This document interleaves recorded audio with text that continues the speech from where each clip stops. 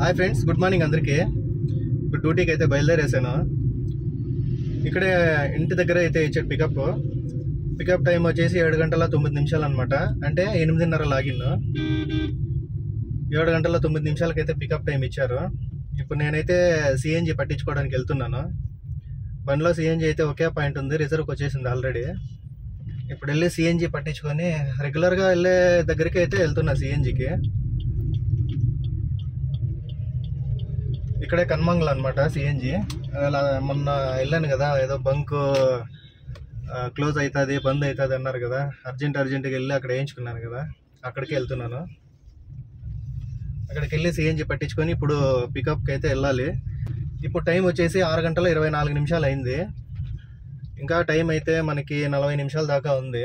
ఆ లోపల అయితే నేను వెళ్ళి సిఎన్జి పట్టించుకొని పికప్ పాయింట్కి అయితే వెళ్ళాలి.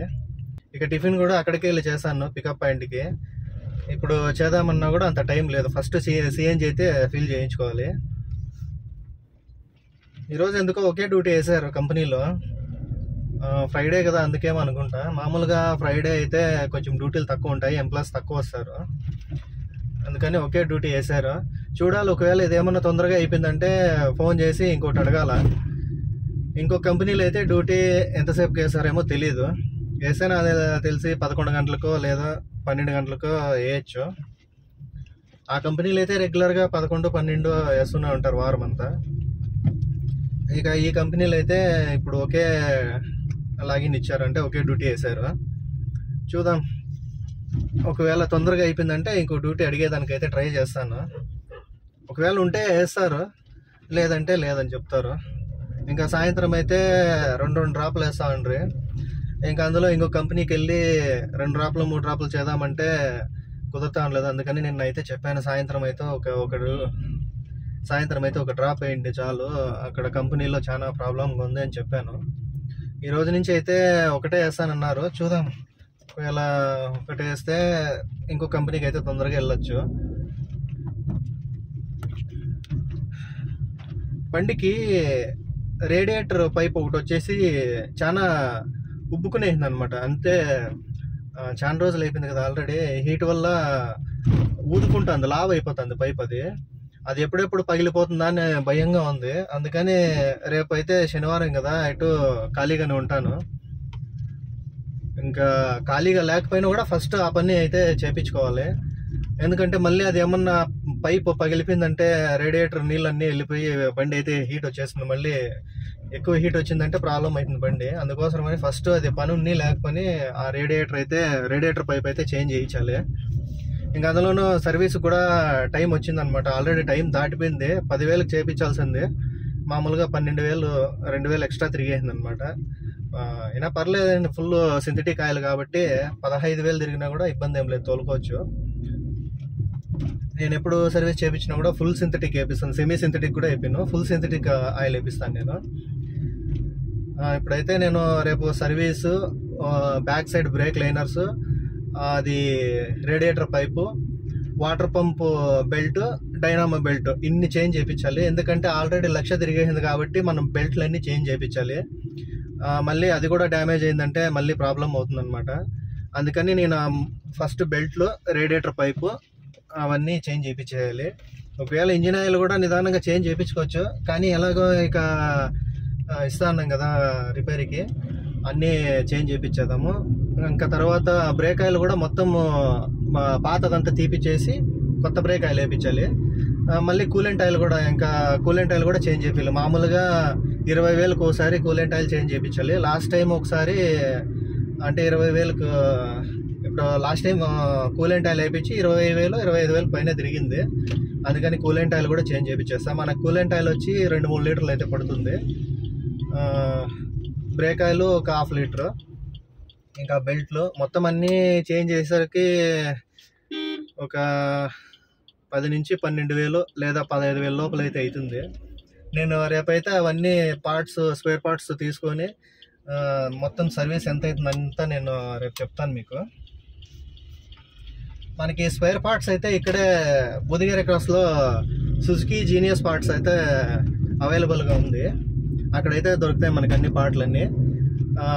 మన బండి చాసీ నెంబర్ కానీ లేదంటే రిజిస్ట్రేషన్ నెంబర్ కానీ వాళ్ళకి వాట్సాప్ చేస్తే దాన్ని బట్టి వాళ్ళు చెక్ చేసుకొని ఉండాయి లేదో చూసుకొని ఒకవేళ లేకపోయినా కూడా వేరే బ్రాంచ్ నుంచి తెప్పించుకుంటారు అనమాట. తెప్పించుకొని మనకు కావాల్సినవి మనకి అవైలబుల్ ఇస్తారు. ఇక రేపైతే ఫస్ట్ అవన్నీ స్పేర్ పార్ట్స్ తీసుకొని తర్వాత ఒకేసారి గ్యారేజ్లో వదులుతాను. బంక్లో బండ్లు అయితే ఎక్కువ ఉన్నట్టున్నాయి.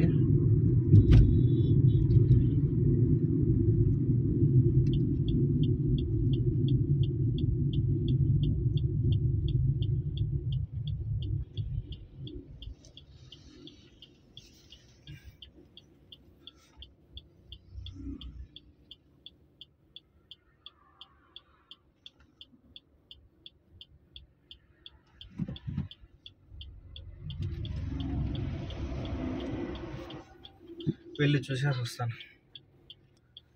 బంక్ ఇంకా ఇప్పుడు ఓపెన్ చేస్తున్నారు.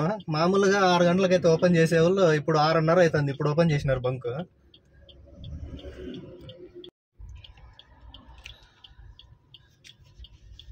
ఇప్పుడు నేను వచ్చే టైంకి ఆల్రెడీ బండ్లో వేయించుకుంటాను రే. అట్లాంటిది ఈరోజు అయితే 6:30 అవుతుంది. ఇప్పుడు ఓపెన్ చేసినారు చూడండి గేటు.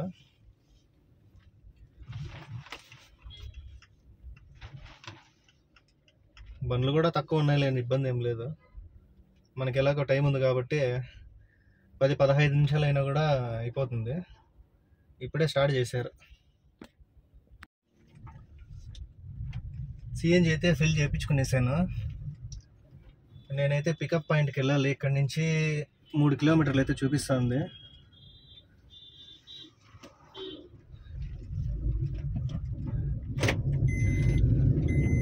ఇప్పుడు ఇంకా ఇక్కడ నేను 1 వేలో వెళ్ళాలి, కాకపోతే చిన్న ఇరుకు రోడ్ అనమాట. ఇక్కడ లేదంటే మళ్ళీ 1.5 కిలోమీటర్ అయితే నేను రౌండ్ వేసుకొని రావాలి. అందుకని ఇక్కడే టర్న్ చేసుకునేస్తా. ఇప్పుడు నేను ఏదైనా వెహికల్స్ వస్తున్నా లేదో చూసుకొని అయితే టర్న్ చేసుకునేస్తా.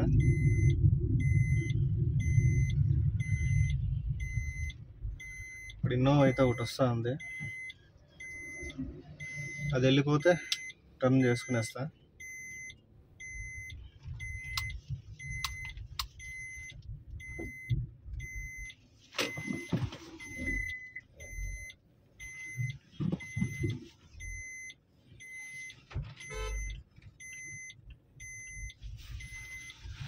అక్కడ బోధిగేర క్రాస్లో ఎక్కువ ట్రాఫిక్ అవుతుందని చెప్పి పెద్ద పెద్ద లారీలన్నీ ఇక్కడి నుంచినే వెళ్ళిపోతున్నాయి.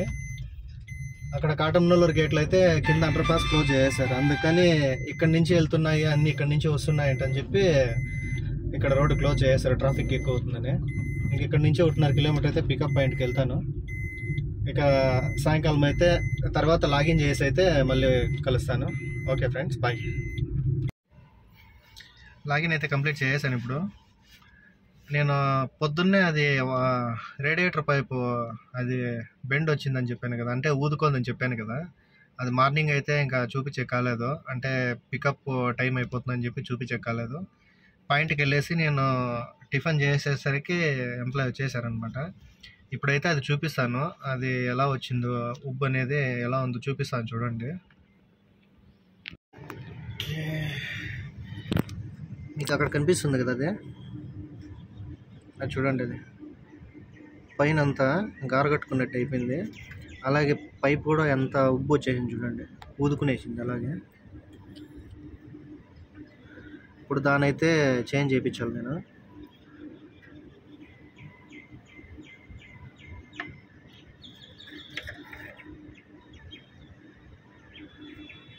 ఇక్కడ కూడా ఏదో కొంచెం డ్యామేజ్ అవుతుంది, ఇక్కడ కనిపిస్తుంది కదా. అది కూడా కొంచెం ఏదో డ్యామేజ్ అనిపిస్తుంది. అది కూడా చూపిస్తా. ఒకవేళ అది కూడా చేంజ్ చేయించాలంటే కన్నా చేయించేస్తాను. ఆ పైపు దొరుకుతుందో దొరకదో తెలీదు. ఒకవేళ దొరికిందంటే అదైతే చేంజ్ చేయించేస్తాను. మెయిన్ మనకైతే అదైతే చేంజ్ చేయించేశారు. ఎందుకంటే మెయిన్ అదే రేడియేటర్ నుంచి ఇంజన్కి సప్లై అయ్యింది వాటర్, కూలెంట్ ఆయిల్ అదంతా సప్లై అయ్యేది దాని నుంచినే. ఫస్ట్ అది చేంజ్ చేయించేయాలి. ఇంక వేరే ప్రాబ్లం అయితే ఏం లేదు, అంతా బాగానే ఉంది. ఆయిల్ కూడా అంత కరెక్ట్గానే ఉంది. ఫస్ట్ అది, తర్వాత ఇది ఒకటి.